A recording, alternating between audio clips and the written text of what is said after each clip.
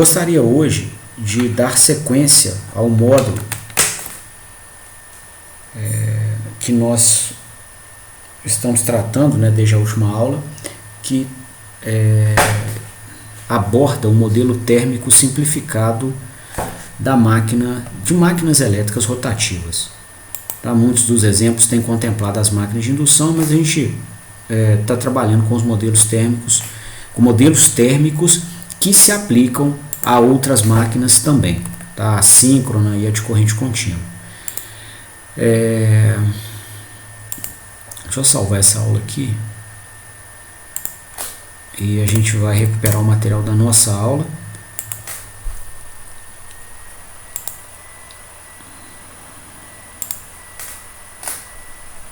Bom, então pessoal, nós tratamos até o ponto atual desse módulo, primeiro com a caracterização dos fenômenos térmicos, né? Vimos que existem elementos que produzem potência térmica na máquina, né? Que é o cobre do estator, o cobre do rotor, o ferro fundido da carcaça do estator e do rotor e o rolamento, né, que apoia e conecta o eixo rotativo da máquina com a estrutura estacionária do conjunto mecânico.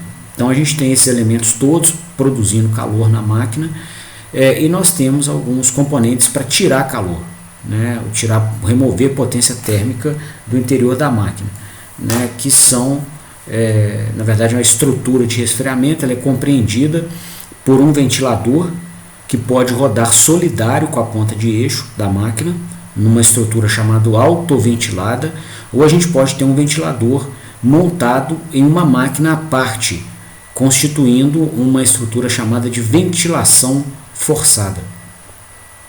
Ok? Bom, nós trabalhamos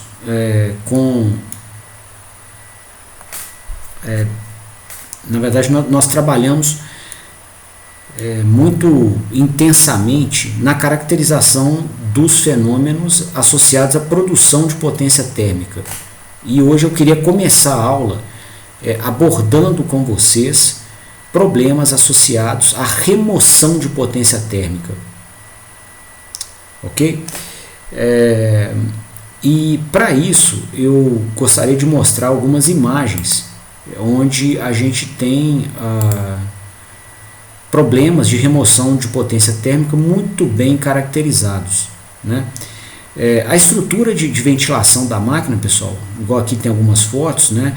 Ela contempla um ventilador, né, que vai em uma das duas pontas de eixo, igual a gente desenhou, e aletas de ventilação. Então isso aqui aumenta o contato, a área de contato da carcaça da máquina com o ar de resfriamento, né? E isso então favorece a remoção de potência térmica do interior da máquina para o ambiente. Bom, nós não podemos, né, deixar, por uma questão de manutenção, que se impregne sujeira nas aletas ou na tampa do ventilador. Por quê? Se você impregnar a sujeira na tampa do ventilador, você não tem como fazer a tomada de ar ambiente para jogar esse ar aqui no interior das aletas da carcaça do estator. Tá? E da mesma forma, né, se essas aletas estiverem muito sujas, igual nesse caso que eu estou mostrando aqui à direita, né, o que vai acontecer? Você cria uma capa que oferece isolação térmica e não permite que a potência térmica do interior da máquina seja facilmente conduzida aqui para a superfície das aletas e daí entre em contato com o ar de ventilação e seja direcionada para o ambiente. Tá? Então, esse cenário, inclusive, ele pode ser contemplado no modelo que nós desenvolvemos aqui, ó, na resistência térmica. Então, na hora que você empobrece o sistema de resfriamento da máquina, você vai aumentar a resistência térmica entre o interior da máquina, né, que a gente marcou como esse ponto aqui no espaço, inclusive desenhamos ele olhando a estrutura construtiva da máquina. Aqui, ó. Então aqui tem uma visão da máquina, né, com corte de seção transversal, e a gente tem um pontinho lá dentro próximo às fontes de potência térmica, especialmente o cobre do estator. E quando a gente deposita sujeira aqui na carcaça da máquina, nós dificultamos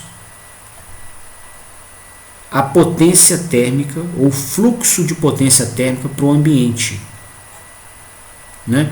Então é como se nós estivéssemos aumentando a resistência térmica da nossa máquina, ok? E aí o nosso modelo até mostra, né? Quando a gente aumenta a resistência térmica, nós vamos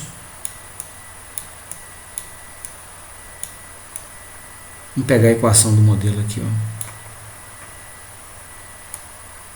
Ou o circuito, né, que é bem mais fácil de analisar.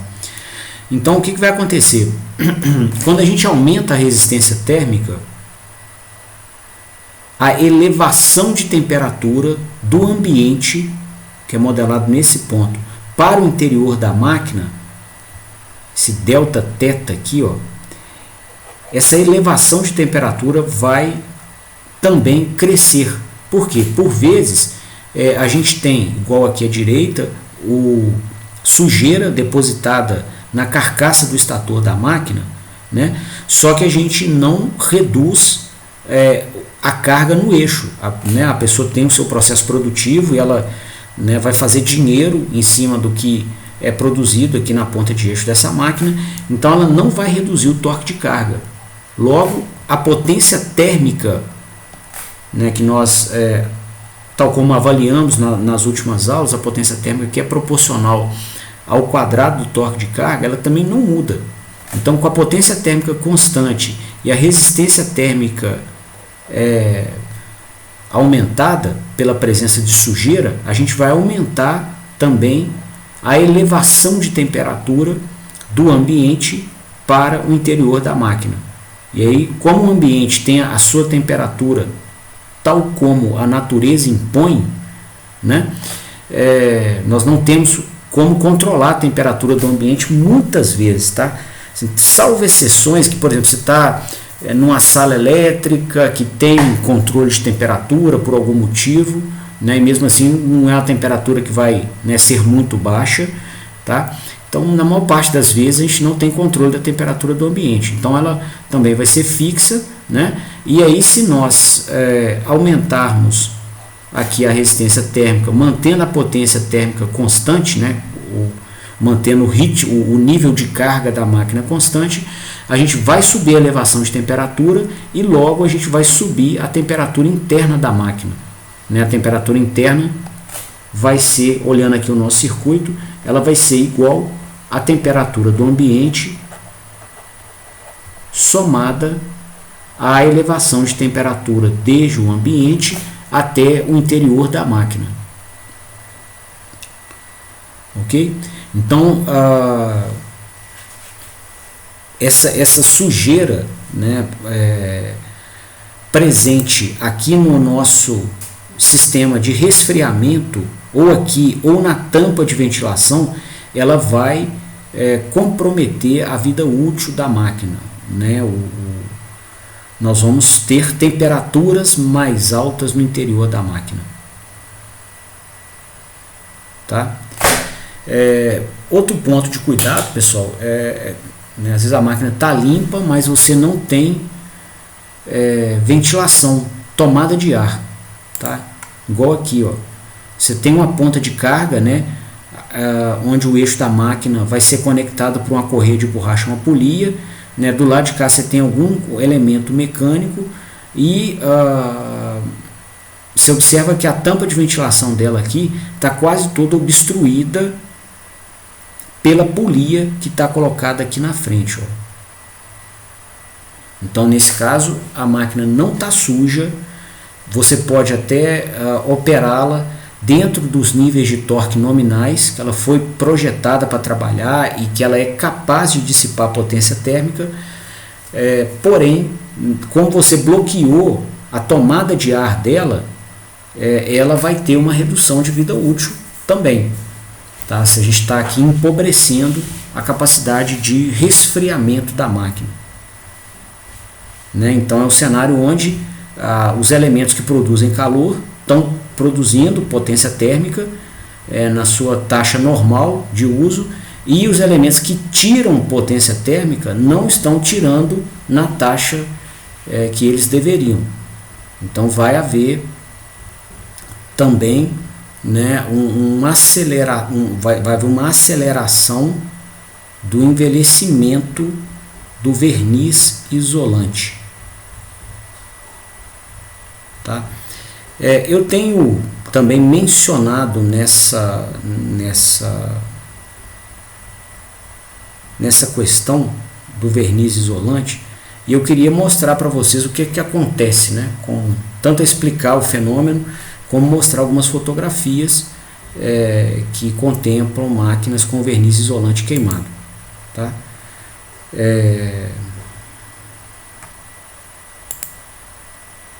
Aqui tem uma, tá? Você vai ver ou as bobinas da máquina, né, todas chamuscadas, né, vai caracterizar a queima. Essa aqui, ó, parece que teve, né, um curto em várias das suas espiras, né? Inclusive essa queima ocorre porque a gente tem corrente elétrica excessiva circulando da máquina, e conforme nós mostramos na aula, corrente elétrica excessiva circulando no cobre do estator vai produzir, né, o efeito Joule. Então a gente vai ter uma uma potência elétrica convertida em potência térmica, que vai ser igual a R vezes I ao quadrado. Tá? Então, quando ocorre um curto-circuito e a corrente fica muito alta, a potência térmica também fica muito alta, né? E aí, como o nosso modelinho mostrou, com a potência térmica muito elevada, aqui, ó, a potência térmica muito elevada em decorrência do curto-circuito. Lembrando aqui que essa potência térmica ela é proporcional ao quadrado do torque de carga e também é proporcional ao quadrado da corrente de estator. Tá? Uma vez até que o torque e a corrente têm afinidade, eles são diretamente proporcionais. Então, também o crescimento da corrente, igual em um evento de curto-circuito, vai levar ao crescimento da potência térmica produzida no interior da máquina. Né?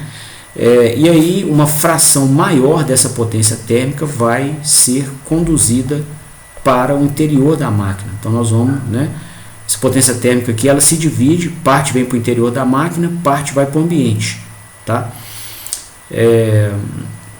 E aí, como ela é muito exagerada, a parte da potência térmica que vem aqui para a máquina, né, que fica no interior da máquina, também é exagerado. E a gente vai ter uma variação muito brusca da energia interna aqui do interior da máquina com o tempo. Então, essa energia interna conota a temperatura da máquina, né, o grau de agitação térmico das moléculas. Né, vai ficar muito elevado, você vai ter então, né, com pouco tempo, né, a potência elevada é um efeito instantâneo. Agora, queimar demanda tempo, igual a gente estudou ontem, porque queimar significa temperatura elevada, e temperatura é um efeito associado à energia. Então a gente tem energia, o corpo só adquire ou só muda o seu estado energético depois de um tempo. Tá? Então no caso do curto-circuito ou de qualquer evento que promovam um aumento de potência térmica na máquina, nós observaremos que a temperatura dela vai crescer com uma taxa. Só que se a potência térmica for elevada demais, essa taxa de crescimento também vai ser, né? E aí a gente acelera o envelhecimento do verniz, né? E o verniz, estando envelhecido, ele para de isolar. O nome dele é verniz isolante, né? Então ele perde a sua capacidade de isolamento, tá? E aí, o que acontece com isso, pessoal? Convém a gente, né, olhar esse fenômeno de uma maneira mais cirúrgica. Eu vou até deixar essa máquina aqui do lado para a gente comparar o meu desenho com essa máquina queimada aqui. Nós vamos ter no interior da máquina ranhuras. Aqui eu estou desenhando um trecho do estator da máquina. Tá? Então é uma casca cilíndrica, igual tá projetado aqui na direção dessas bobinas, tá? Vou pedir aqui.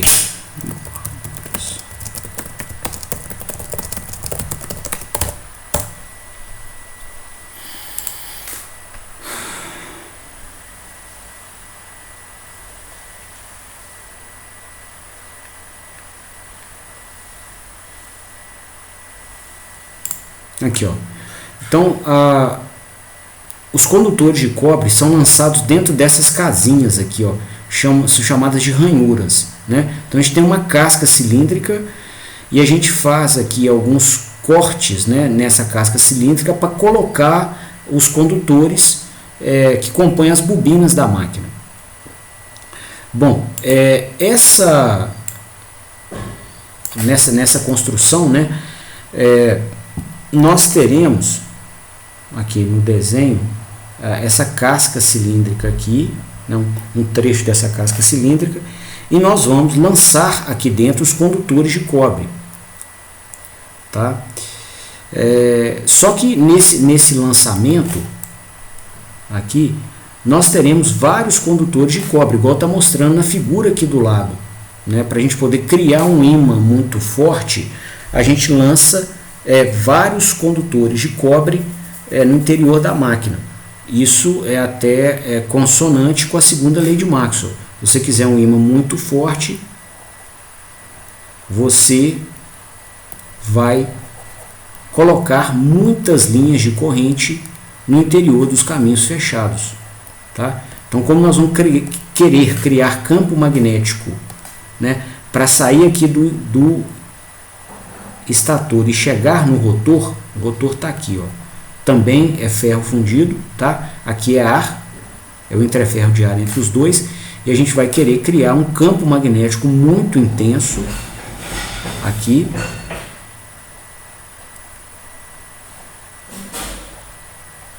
para conseguir ter um torque muito pronunciado na ponta de eixo. Então está a ponta de eixo da máquina aqui, e quando a gente compra uma máquina, nós estamos comprando uma fonte de torque eletromagnético, que vai ser sintetizado pela atração de ímãs, do estator e do rotor, né, os dois ímãs.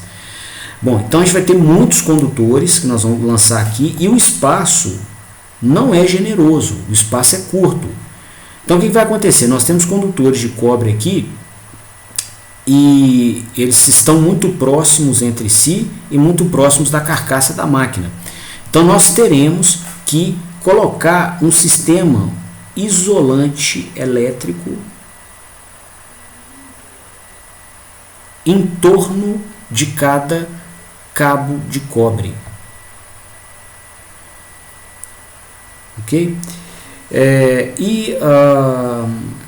Esse isolante elétrico, né, ele é implementado através de um verniz. O verniz é impregnado no cabo, tá, para cobrir todo o cabo de cobre com um sistema que é isolante elétrico, tá? Então, quando eu tenho repetido nesses nossos últimos encontros sobre envelhecimento do verniz isolante, né, para evitar esse fenômeno aqui, ó, eu me refiro, né, a esse componente químico que isola os cabos de cobre que constituem as bobinas da máquina. Bom, e qual que é, né, dentro dentro do circuito elétrico da máquina, como que se manifestaria a queima da máquina, né? Essa queima se manifestaria da seguinte maneira, né? Nós temos aqui, ó, esse cabo de cobre conectado a uma fonte de alimentação de uma fase, por exemplo, a fase A do estator. Ela vai impor aqui uma tensão VAS, a tensão da fase A do estator. E nós distribuímos condutores dessa fase A, né, em várias ranhuras dessa máquina, e algumas delas também compartilham condutores das outras duas fases. A máquina implementada com 3 circuitos monofásicos ou um circuito trifásico. Então nós vamos ter aqui, ó, na mesma ranhura que a gente colocou esses 2 condutores da fase A, nós vamos ter aqui um condutor da fase B, por exemplo.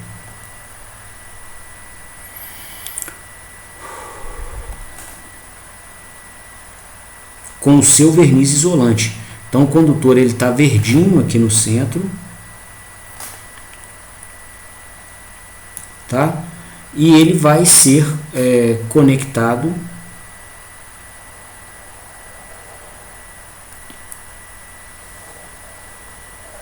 à fonte de alimentação da fase B.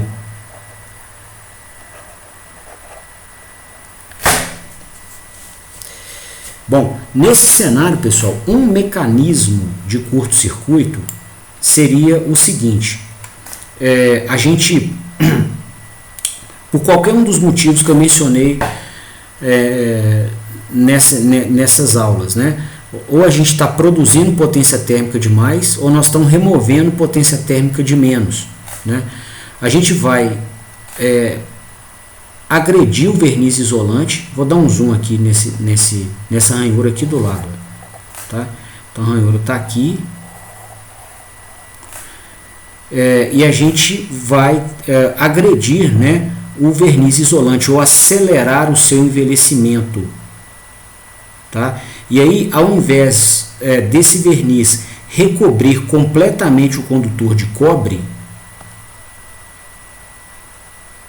ele cria uma trinca. Tá? E você tem parte do cobre aqui exposta.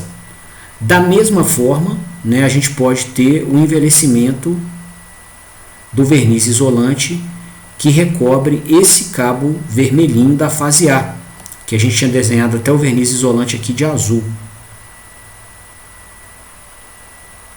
Tá? Então, pode ter uma trinca no verniz aqui, ó. Ok? E aí, ou por contato mecânico mesmo, né, esse condutor vermelho da fase A, né, aqui sendo alimentado por essa fonte, ou condutor verde aqui da fase B, alimentado por essa outra fonte.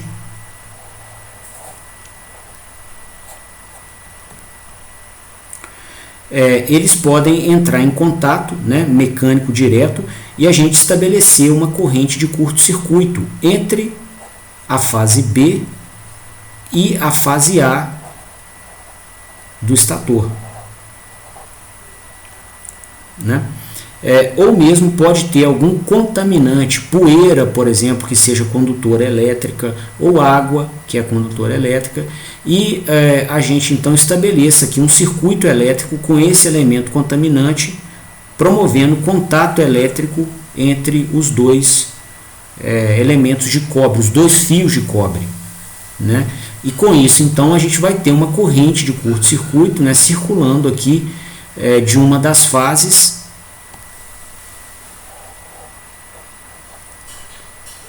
para a outra,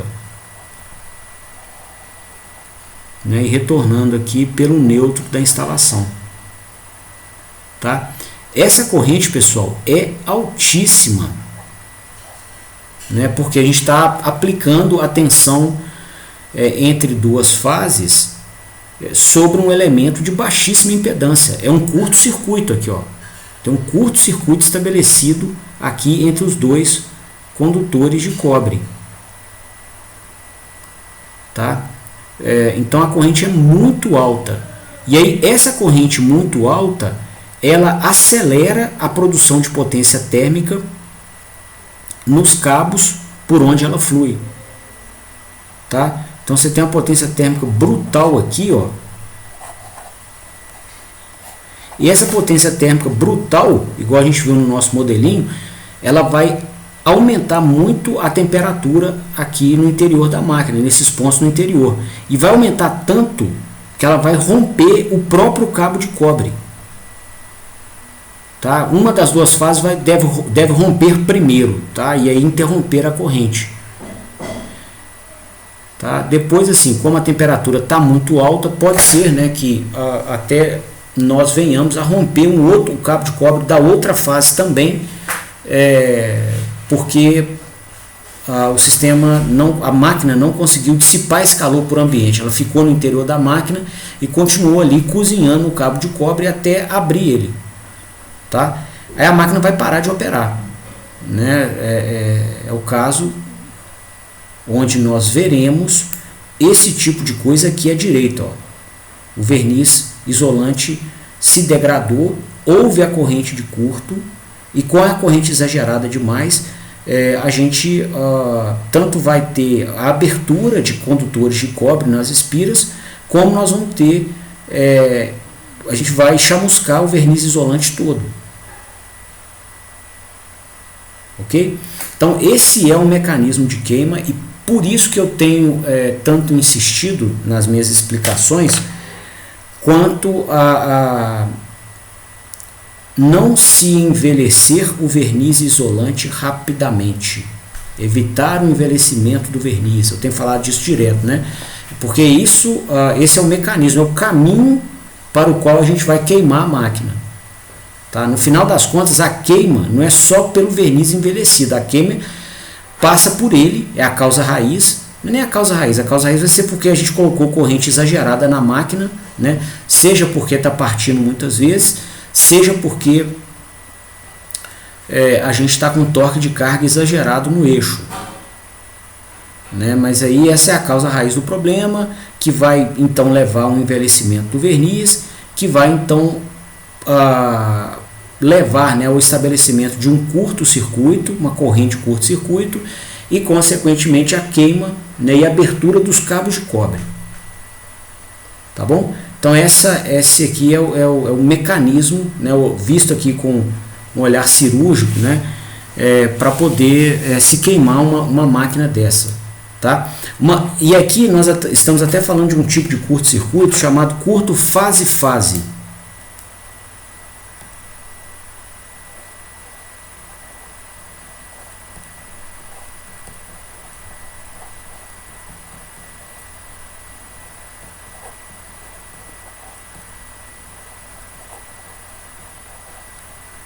Tá? Tem outras formas, né, da gente estabelecer esse curto, né? Uma delas é quando a gente tem a degradação do verniz isolante. Vou colocar um outro condutor aqui da fase A. Tá? Então aqui está o verniz isolante dele. Aqui tem o cobre no interior dele.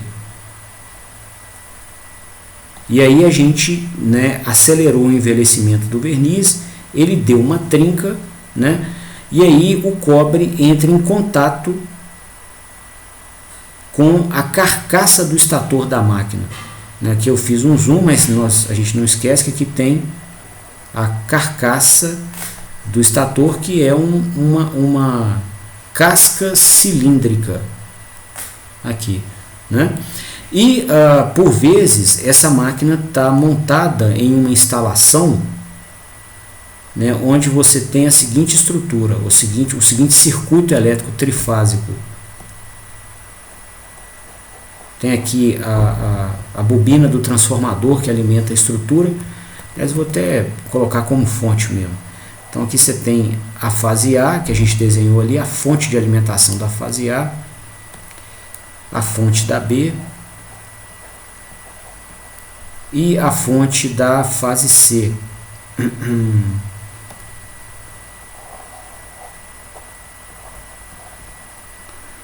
Essas três fontes, né, de alimentação são conectadas, uma possível forma, né, a gente vai ver no laboratório de máquinas, é essa aqui, com seus negativos conectados entre si e os seus positivos lançados aqui para poder alimentar as cargas.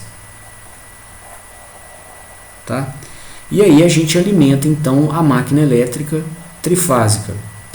Tá? Então na máquina elétrica você também pode ter, né, as bobinas fechadas aqui em estrela ou triângulo. São formas de conexão de um sistema trifásico usada para economizar na quantidade de cabos e acessórios do sistema de transmissão e distribuição. Tá? E aí, pessoal, aqui, né, tá desenhada a carcaça da máquina. A gente vai ter no seu entorno aqui, desculpa, estão desenhadas as bobinas e agora eu estou desenhando a carcaça da máquina, né? E a carcaça da máquina vai ser apoiada em uma base metálica, né? Por exemplo, uma montagem pelos pés, né? Que de alguma maneira vai ter que se apoiar no solo, né? Então, ou você vai ter uma base de concreto aqui, né, sobre o solo ou em uma laje, tanto faz, né? E você pode, né, colocar um parafuso aqui nos pés que vai ter contato elétrico com a malha de aço do concreto. O concreto é armado, né? A gente fala que o concreto é armado, ele tem uma armação de aço. Então ele tem uma armadura de aço, eu acho que é o termo que os engenheiros civis usam. Então você vai ter aqui, né, uma gaiola de aço que é implementada segundo uma técnica dos engenheiros civis, né, e uma fixação disso no solo. Tá? Então quando ocorre esse fenômeno aqui do lado, tá, a gente perdeu o isolamento em um dos condutores da fase A, né, nós vamos ter contato com a carcaça, contato elétrico com a carcaça. É como se a gente tivesse um condutor desse aqui, da fase A, tendo contato com a carcaça. Quer dizer, esse fenômeno que eu estou desenhando aqui, na representação do circuito, é esse aqui que eu estou representando no zoom. Tá? Bom, e aí, em termos de circuitos elétricos, né, quando a carcaça tem contato elétrico, né, aqui com a Terra, né, a gente pode desenhar aqui esse contato elétrico da carcaça com a Terra do planeta, né? E aí o que aconteceria, né? A gente tem aqui a tensão de alimentação da fase A, veio na primeira espira, a gente vai dar uma volta com essa espira na máquina, né, e de alguma maneira voltar com ela aqui, ó, conectar em série com o fio da próxima espira, né? Como essa espira tem contato com a carcaça metálica, nós vamos ter curto-circuito, e vai ser um curto-circuito com fuga à terra. É um curto-circuito diferente do primeiro. O primeiro que a gente desenhou chamava curto fase-fase. Esse de agora é um curto fase-terra. Então a corrente curta ela vai sair aqui do alimentador, passar aqui, entrar no condutor da máquina, circular, né, chegar nesse condutor. Como o condutor tem contato com a carcaça, essa corrente curta flui pela carcaça, pela terra, e aí, se o neutro do transformador for aterrado, ela vai voltar. Opa, deixa eu manter a cor aqui. Ela vai voltar, essa corrente vai voltar pela terra do planeta mesmo, até chegar na fonte de novo. Tá? Então essa é uma outra modalidade de curto-circuito, tá? Também indesejada, chamada de curto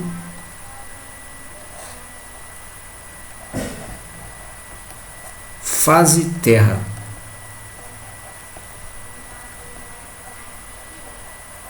tá? Nele também nós vamos observar os mesmos mecanismos de queima pelos quais passaram essa máquina que se encontra aqui à direita, né? Então a gente vai promover aqui a circulação de uma corrente em um sistema que tem uma impedância muito baixa. Então a gente vai, né, alimentar esse sistema com a tensão da fonte, que é uma tensão alta, né? Igual numa instalação industrial é muito comum você ter 440 volts de tensão eficaz, 380 volts, num sistema que tem baixa impedância, né? Na máquina a impedância é quase zero, nós vamos ter alguma impedância para limitar essa corrente no solo, tá? E aí nós vamos ter com isso uma corrente muito alta, tá? E essa corrente alta vai fazer com que a potência térmica, né, de novo, fique exagerada, né? E aí uma fração dessa potência térmica vem para a própria máquina, para o interior da máquina. A outra parte é que vai para o ambiente, né? E essa fração que fica no interior da máquina, né, faz com que o interior dessa casca cilíndrica, que é onde a gente mede aquela temperatura interna no modelo, então o interior dessa casca cilíndrica vai ter uma temperatura muito alta, e aí a gente vai abrir os condutores de cobre. Desse jeito a gente interrompe o curto-circuito, é fato, né? Porém, a gente também não consegue fazer a máquina operar com a corrente normal de operação. O cobre abriu, o circuito dela está aberto, não tem como circular corrente. Sem corrente, por segunda lei de Maxwell, nós não temos campo magnético. Sem campo magnético, nós não temos torque. A máquina não sintetiza torque no eixo, porque o mecanismo de síntese de torque é por atração de ímãs. Tá? Então não tem jeito. Então esse é o outro mecanismo, né, de estabelecimento de curto-circuito, que passa, né, de novo pelo envelhecimento do verniz isolante que recobre, o que envolve o cobre das bobinas. Tá? Bom, tem artigos científicos que inclusive uma seção do I3E, né, que trata sobre isolantes e dielétricos, e um deles eu separei para mostrar aqui na aula. Ele é de um senhor chamado Brancato. Deixa eu mostrar o nome dele aqui para a gente dar o crédito da autoria, né, do trabalho. É o Emanuel Brancato, né? Ele publicou esse artigo em 1992 e eu acessei outros artigos dele, né? Ele tem um amplo histórico de trabalhos avaliando expectativa de tempo de vida de motor. Tá? Fez muitos ensaios, né, de motores junto à Marinha Norte-Americana e vários ensaios também em laboratórios, né? E ele mostra nesse artigo um modelo físico que trata do tempo de vida de verniz isolante, né? Esse modelo físico ele é chamado de lei de Arrhenius, e ele fala, né, qual que é o tempo de vida esperado, né, em horas, minutos, ou seja, em unidade mesmo de tempo, tá? De acordo com uma constante que depende da estrutura do material, tá? De uma energia de ativação que esse φ também depende da estrutura do material, da constante de Boltzmann e da temperatura a qual esse material está exposto em um dado momento. Tá? E aí a gente percebe, né, que com o aumento da temperatura, né, a gente vai ter uma redução exponencial no tempo de vida do verniz isolante, né? Ele então traça aqui algumas curvas, tá? Onde ele mostra até por ensaios, tá? Aqui ele mostrou o modelo, mas no artigo ele faz a menção a ensaios, né, onde essas curvas são levantadas, e ele mostra aqui, né, como que o percentual de tempo de vida vai caindo em função do aumento da temperatura, tá? Para dois tipos de isolantes. Ele colocou aqui essa primeira linha para o isolante classe A, essa outra linha aqui para o isolante classe F, tá? E 100% de vida em cada um dos casos aqui, né, representa um tempo de 20.000 horas. Até na aula de ontem eu falei 2.000 horas, falei errado, tá? Até fazer uma errata aqui, são 20.000 horas pensados, né, como vida útil nominal para esses vernizes isolantes, tá? E aí, pessoal, nós vamos ter aqui nesse cenário o seguinte, ó, o primeiro material empregado, né, para o verniz isolante era um material orgânico que determina uma classe de isolamento chamado classe A.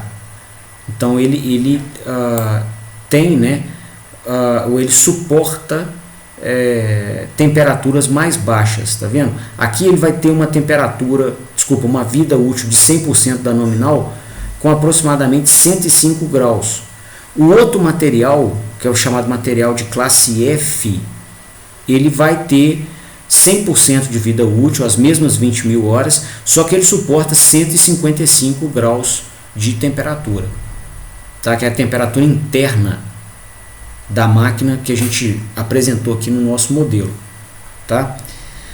E aí, inclusive, na placa dos motores a gente apresenta, a gente vai ter até um módulo no laboratório de máquinas para tratar, né, de dados de placas dos motores, e um dos dados é a classe de isolamento da máquina, então onde a gente vai ter essas informações aqui sobre a temperatura interna máxima suportada de acordo com o material do verniz isolante ou a classe de isolamento daquele verniz, tá?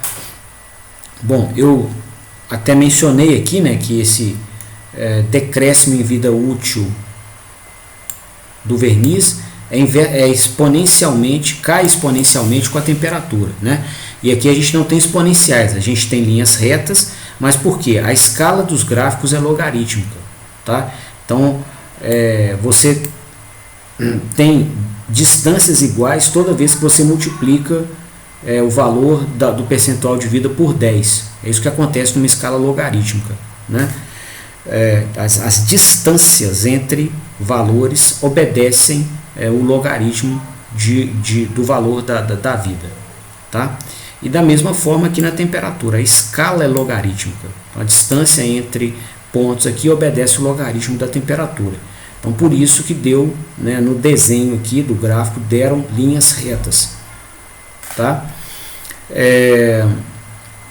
Existe uma faixa aqui de dispersão, né? Então assim, na média, materiais daquela classe de isolação vão se comportar conforme essa reta, mas no experimento dele tiveram materiais contidos entre as duas linhas tracejadas, ou tiveram vidas úteis para materiais de classe A distribuídos aqui entre essas duas linhas limítrofes.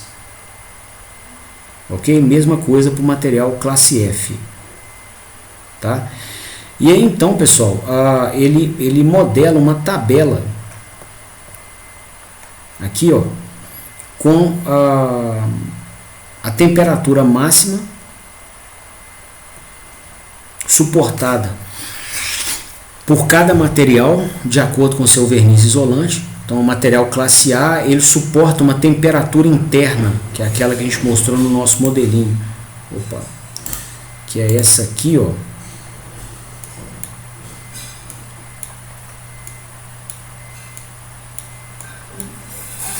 Então é essa temperatura interna aqui, ó. Então essa temperatura no interior da máquina, ela, no caso de máquinas classe A, o que está mostrando aqui na tabela,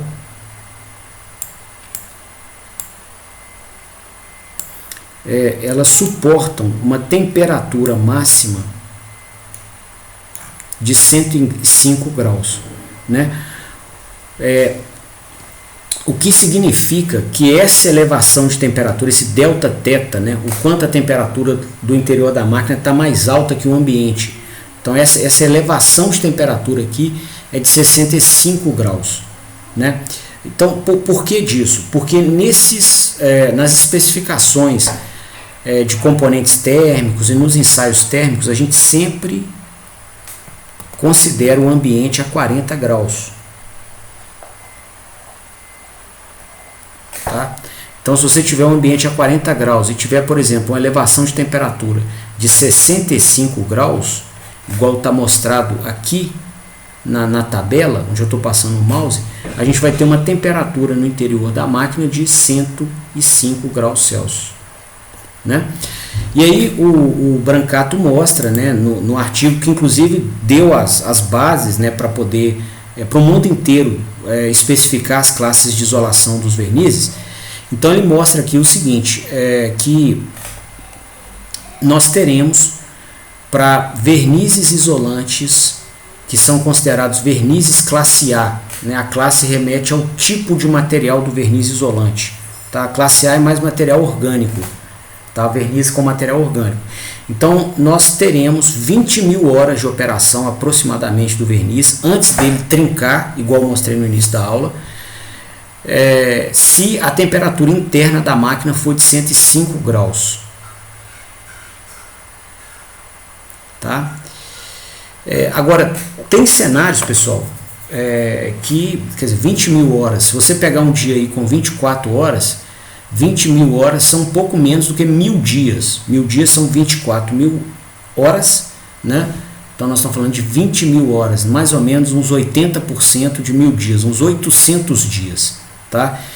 E tem máquinas que duram muito mais que isso, né? Você vai pegar um dia de 360, um ano de 365 dias, você vai ter 800 dias, compreendendo aí 2 anos e alguns meses, tá? E tem máquinas que duram muito mais do que isso.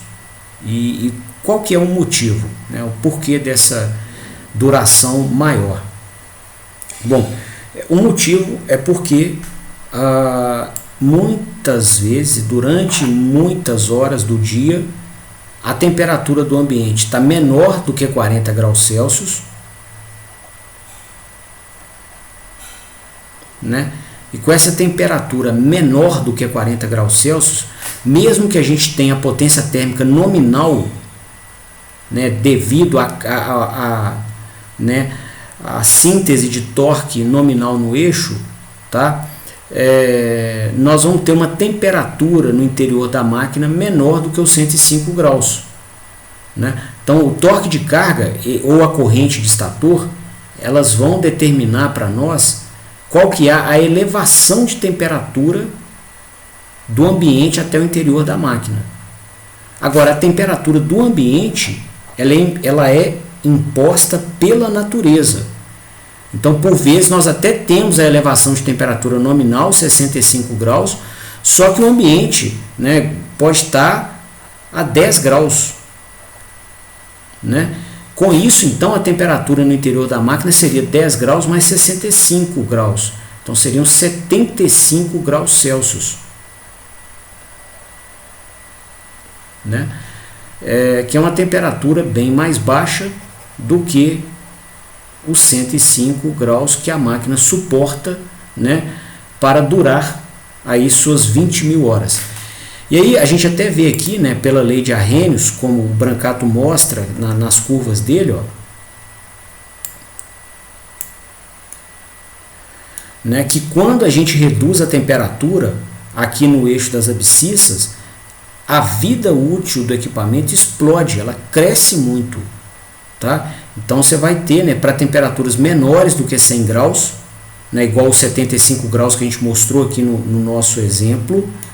Então, para temperaturas menores do que 105 graus, a vida útil é maior do que os 100% esperados, né? Os 100% são as 20.000 horas, tá?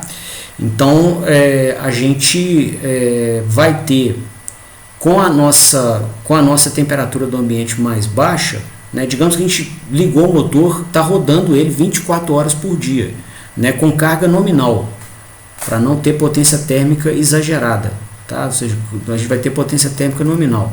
Então, se nós estamos operando com a potência térmica nominal, tá?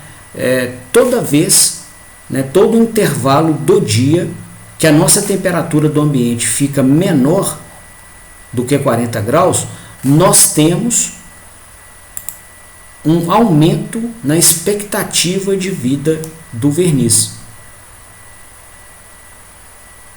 Tá? E também várias máquinas, né, não trabalham com torque de carga nominal o dia inteiro. Tem máquinas com carga variável. Até assim, nós até temos o torque máximo como sendo nominal, né, mas por vezes a máquina é exposta a torques de carga mais baixos, igual acontece com laminadores. Podem entrar aços mais duros, aços mais macios, que imprimem torques de carga distintos ao eixo.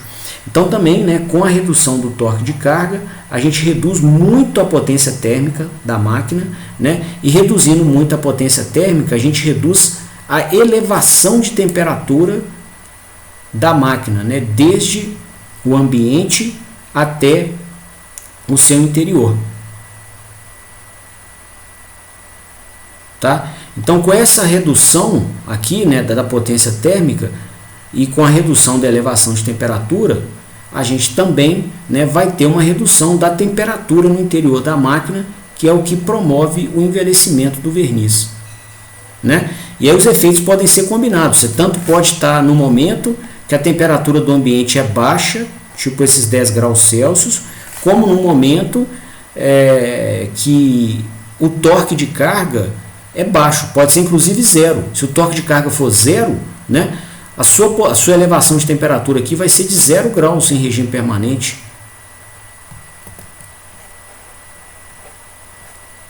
Né, porque a potência térmica também vai ser nula.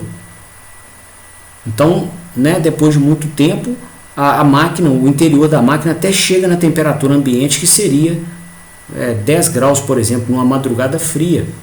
Né? E aí a gente vê aqui pelo modelo do Brancato, né, e as medições dele, ó, se você colocar essa temperatura do interior da máquina a 10 graus Celsius, tá? Você observa aqui que a cada 10 vezes, ó, não, até que não dá para pegar de 10 vezes aqui no eixo não, tá, de temperaturas, mas a gente vê aqui pela tendência da curva, né, que o percentual de vida útil vai ficar acima de 1000%. Vai durar mais de 10 vezes do que estava esperado, mais de 10 vezes do que os 2 anos e alguns meses. Então, a máquina entra ali numa condição de operação que, se ela ficar naquela condição, o verniz vai durar ali, né, sem envelhecer, 20 anos. Né? Só que aí virão momentos futuros, né, onde nós vamos ter potência térmica, a gente vai aplicar a carga no eixo. E aí a temperatura vai subir, ela não vai ser mais 10 graus Celsius, ela sobe um pouco e a gente acelera o envelhecimento. Tá? Então é como se fosse um taxímetro aqui da vida útil, que a gente tem uma contagem mais rápida quando a temperatura interna está maior e tem uma contagem mais lenta do taxímetro quando essa temperatura interna está menor. Tá? Então esse é o modelo, né, que explica como que esse mecanismo de envelhecimento ocorre em função da temperatura. Tem outros elementos que aceleram o envelhecimento. Tá? Esses artigos aqui da seção de isolantes e dielétricos do I3E tratam disso. Né? E um deles, por exemplo, que é clássico, é a água. Tá? Então tem gente que joga água para limpar a carcaça do motor, né? Por exemplo, vê um motor sujo igual esse aqui, ó, e fala assim, vou botar ele né, limpinho, vai ser um brinco, e aí joga jato de água a alta pressão, e a carcaça do equipamento não tem isolação suficiente. Aí não é isolação elétrica, tá? É grau de isolação contra água e particulados sólidos, tá? o IP, o índice de proteção, né? Então a máquina não tem um índice de proteção adequado para aquela água a alta pressão. A água entra aqui no interior da máquina, molha o verniz isolante, e quando ela molha o verniz isolante, ela reduz, né, a resistência de isolamento entre o cobre e a borda do verniz.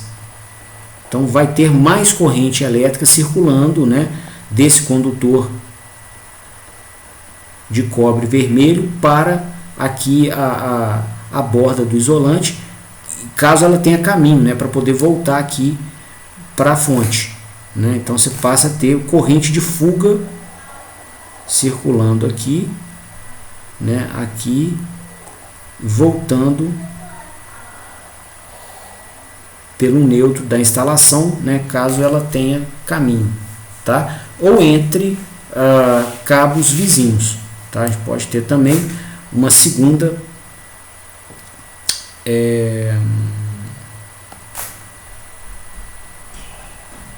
fase da máquina, tá? Eu até ocupei aqui a ranhura inteira, eu vou ser mais modesto aqui, eu vou colocar ela nesse espaço, e essa outra fase da máquina, né, também pode ter sido molhada, e molhada muitas vezes, tá? Ou com jato de água, ou mesmo com orvalho, né, da umidade do ar, né?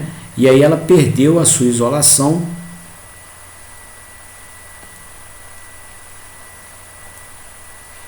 e aí a gente tem uma resistência de isolação mais baixa aqui para a carcaça, tá?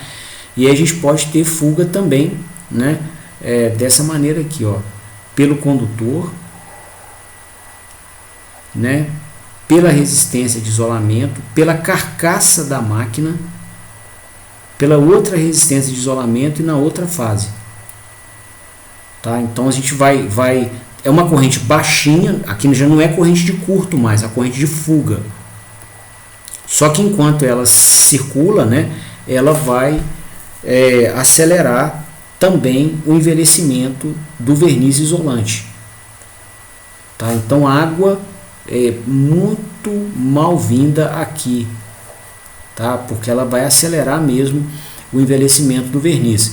E outro mecanismo que acelera é poeira metálica, tá? A poeira cria caminhos de condução que reduzem a resistência de isolamento do sistema, né, promovendo a corrente de fuga com seu aquecimento e a consequente redução da vida do verniz, tá?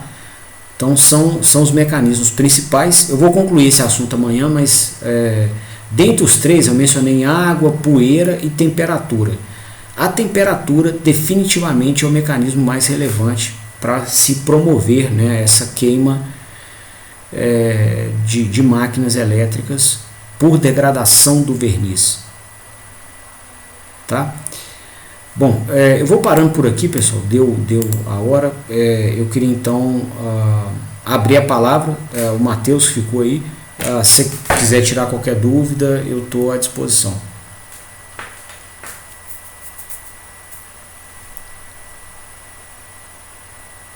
Então tá.